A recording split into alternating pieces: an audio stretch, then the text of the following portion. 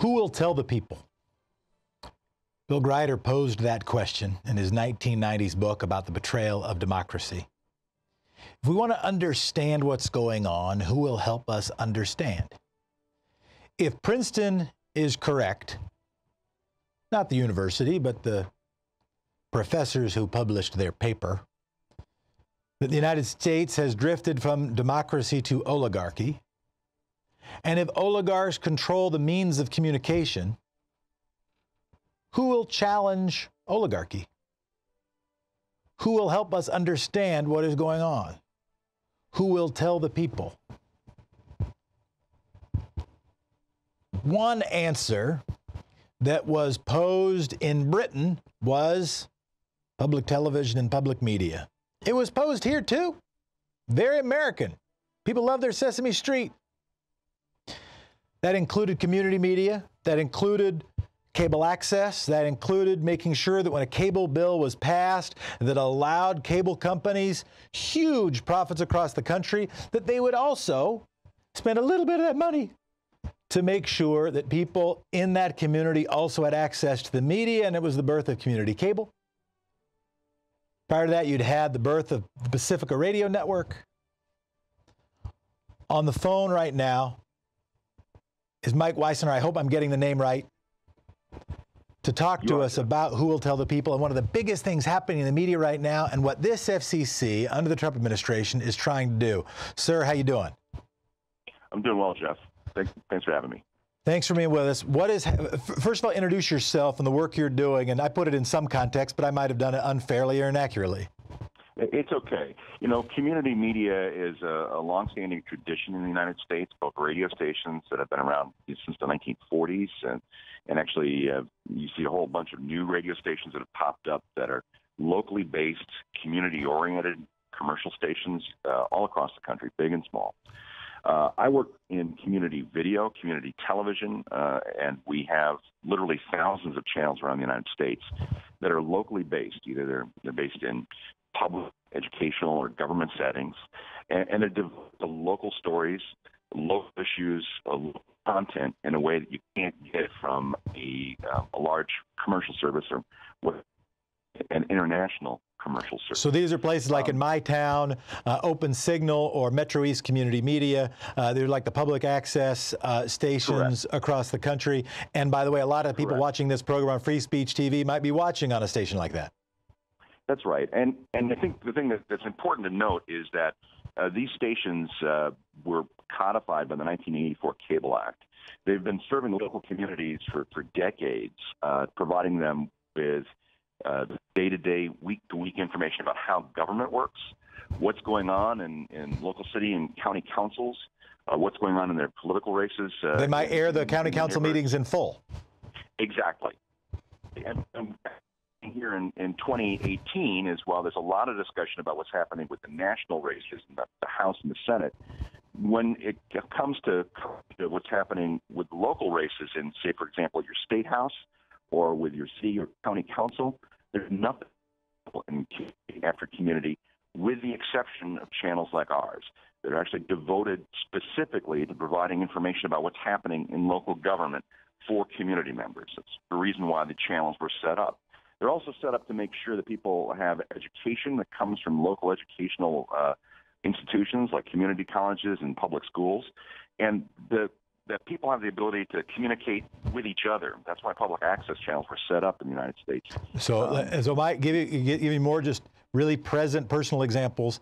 The first media thing I ever did was help on a Beyond War television show. I didn't help very skillfully. I was I think I was in middle school, and my younger brother right now, one of his jobs, he works too, but one of his jobs is running video for a successful local artist.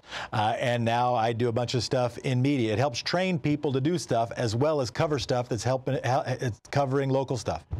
Well, I think that's right. I think it's actually a media diversity success story that you see in public educational and government access television, because these are training grounds for people who want to do creative things.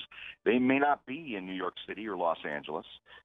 They may be in small towns all across America, but they have a desire to be able to communicate with others, to use their skills, to be able to build skills and in many cases build a career. So that thing you're talking about, that youth media experience that happens at a public school or perhaps in a community setting after school at a public access center, has a lot of impact on the creative community in many, many states across the country. And actually we see sort of case after case of people who got their start in community access media, either on the public radio side or in the commercial television side. And it's actually one of the success stories of our media system, that we actually have the ability to be able to have people in small towns across the country, and maybe they're in media markets that are larger than that, but they actually may not have power. They may not have the inside track to be able to get into, say, a CBS or an NBC Universal. The system actually allows... It's right. So it's allowed a lot of coverage. It's allowed access not only to information, but also to the means of communication, to learning those means. What is happening right now? What's the FCC trying to do right now? As I understand it, they're trying to change the rules that a lot of this stuff is funded. It's almost entirely funded by cable franchise fees. And the cable companies have been lobbying to change that and are having a little more success now. Please explain. Well, what's happening right now is the FCC is trying to redefine the balance between local communities and industry by tipping the scale toward industry. And specifically, they're trying to make sure that industry gets breaks, that the use of public property to be able to make money, the cable franchise that local communities give out, is tipped to the balance so that the public property that a cable company has to use to be able to get to your home. Yeah, they don't own all that land. They need to get an easement to, or get some other permission to be able to run all that cable. They're not just going over the airwaves. Right. They actually need to get a license to be able to get to your home or to get to your apartment building. And the community owns the property to be able to go through the entire community itself, right? So the public rights-of-way are controlled by local communities. One of the things that was enshrined in the 1984 Cable Act was that local franchise fee and that local support could be gotten by local communities from the cable industry to be able to make money by having cable channels go to your home. Now, what's happening right now is the FCC is trying to tip the balance and say that, cable company is not making enough money. Kind of state that again for you, Jeff. The cable company is not making enough money. They're having a real hard time. I very often, in fact, I've been starting to send money a little bit each month to the cable company because I'm worried about them. Oh, wait, no, I do that. It's called my cable bill. It's expensive. It's a lot more expensive than my community media memberships that I'm grateful to be able to play. And I think, let's give you one example. We got like a minute, so I want to make sure the most important stuff gets out.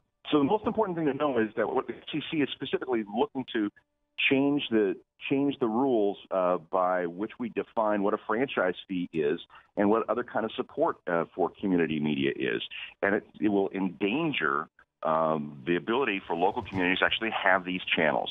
The thing that we're really fearful of in the rulemaking that's going to be happening this fall is that the FCC will actually redefine what support is allowed, and we actually will see these channels disappear. It's a terrible thing. Right, and so you have these community media outlets, one of the only outlets that actually gives access to the media that's not controlled by Mark Zuckerberg or by media oligarch, and people have a chance to use them. That is part of the deal for them using the public right-of-way, and they're trying to change it so that instead of giving money, they can say, well, we'll let you use the channel instead, but we're going to charge you for the channel, and they wouldn't be able to afford that. They'd go out of business. When's the rulemaking happening? When can people find out more? We got 5 seconds.